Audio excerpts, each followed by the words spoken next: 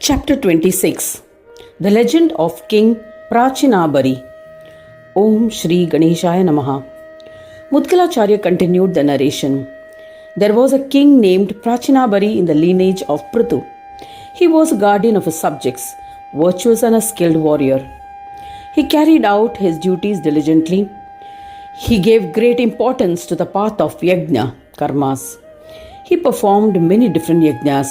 As a consequence, the whole fertile land of the earth was covered with the sharp kusha grass, a kind of grass used as an offering to the sacrificial fire. Once, he went for hunting in the forest. There he saw a beautiful maiden. He fell in love and married her. She bore 10 sons to him. O Prajapati, all of them were of the same color, identical in appearance, similar in behavior and mannerisms. They were collectively known by the name Prachetas. Prachetas primarily refers to the preeminently intelligent one. It means observant and intelligent. They all began observing penance on the seashore for the prosperity of their subjects. There was a lake nearby called Narayana. The sons of King Prachinabarhi performed the puja of Vishnu near it. Prachinabarhi, however, would remain in his palace and perform yajna karmas for protecting his subjects.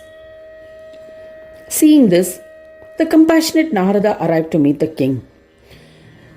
The king performed his puja and stood before him with palms joined in reverence. The Muni said to the king, "O king, what will you accomplish by performing yajnas, Vedic rituals of sacrifice? It has been stated by the Vedas that yajna karmas subject one to bondage. There is no doubt about it. You have performed many great yajnas, but have killed many animals for the yajnas. You have performed heinous and violent acts. The animals that you killed are enraged and are impatient to avenge their death. There is no doubt about it.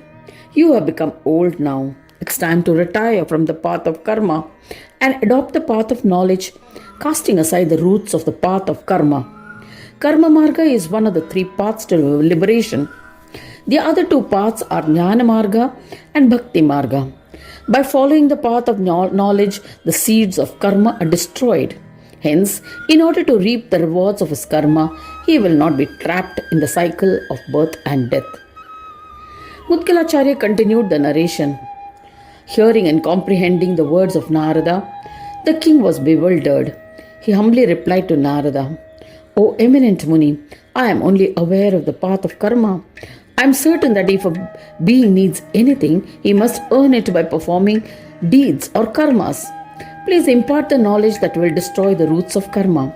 O merciful one, please guide me on the path which will redeem me from this ocean of worldly existence."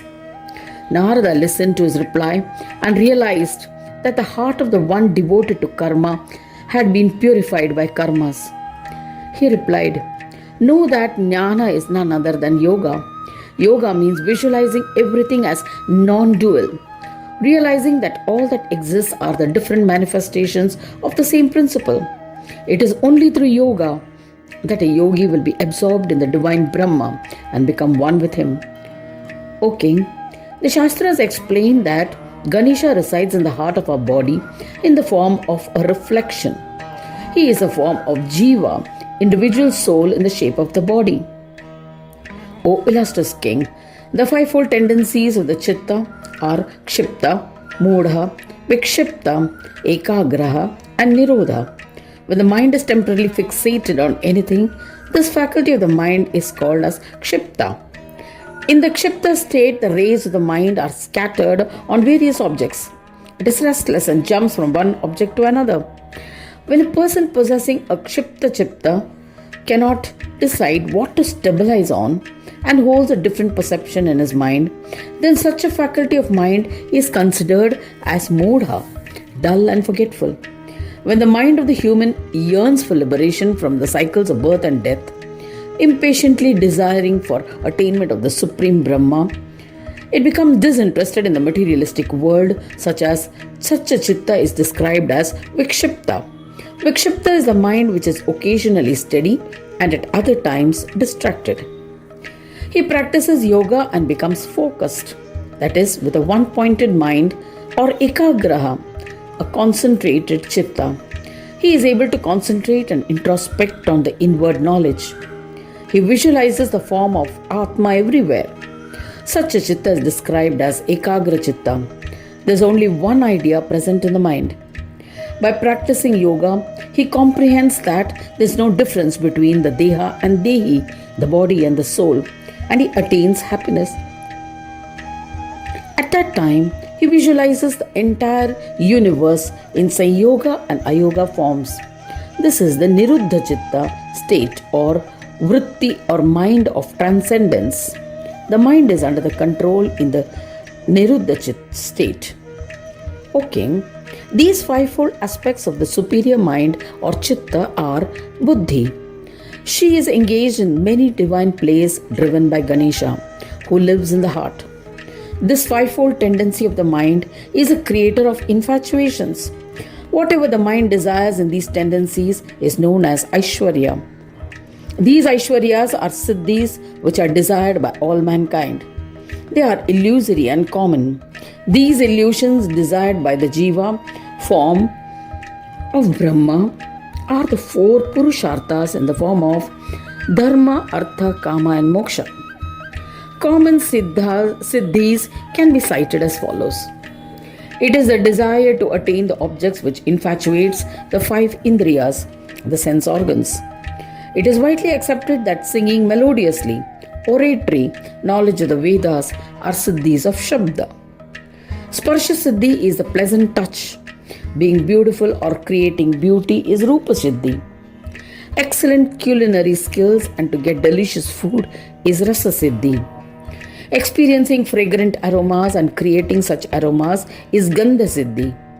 The siddhi creates infatuations in all beings and controls them like a puppet. She conducts divine plays along with her master Ganapa through the fivefold tendencies of the mind.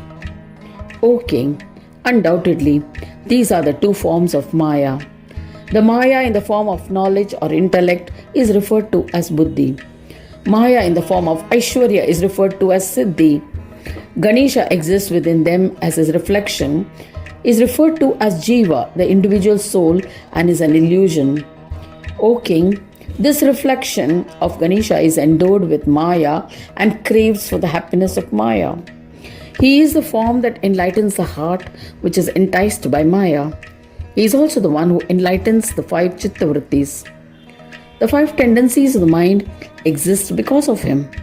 Hence, Ganesha is referred to as Chintamani. The body is of four types: the gross, subtle, possessing equanimity, and the form of sound, Nada. These are absorbed in the Bindu form in the end. O King, the Dehi, one living in the body, that is, in the body, can be comprehended as Soham, which is none other than Brahma. Though he is one, he appears as four types. This is an illusion. The Vedas have explained that when Brahma undergoes Swata Uttana, awakened to creation of its own accord, he appears in the Deha as Dehi. Thereafter, Brahma that resides is endowed with bliss when one realizes that the Deha form is not Brahma. As the sufferings endured because of the Deha are not experienced, Parata Uttana, awakened by another, from their Sanyoga or union of Swata Uttana and Parata Uttana, it forms the Absolute, is created the Swasamvedya Brahma, who divides into the five types of Brahmas. They are Shakti or Asat Brahma, Surya Sat Brahma, Vishnu or Sama Brahma, Shiva or Neti Brahma, and Swananda Ganesha. When one realizes the undifferentiated aspect of all the Brahmas through the path and practice of yoga, that Sanyoga or union form is the bestower of eternal bliss in the Samadhi state. This is known as Swananda. When one practices yoga, further, the distinction between the state of Sanyoga and Ayoga is destroyed and absorption into the one self-existing spirit occurs. It is called Brahma Nirvana and one attains the peace-bestowing yoga. At that time, Ganesha is visualized by the divine vision of knowledge, Jnana Chakshu, as a lord of the aggregate and one that comprehends the other Brahmas or his Ganas or his form as a collection. O king, you must worship Gananayaka, who lives within our heart and is the illuminator of our buddhi. After explaining the principles, Mahayogi Narada maintained silence. King Prachinabarhi paid obeisance to Narada and said, O eminent Muni, O merciful one, today you have led me to emancipation. The scholars known to me had no insight into the true principles of philosophy.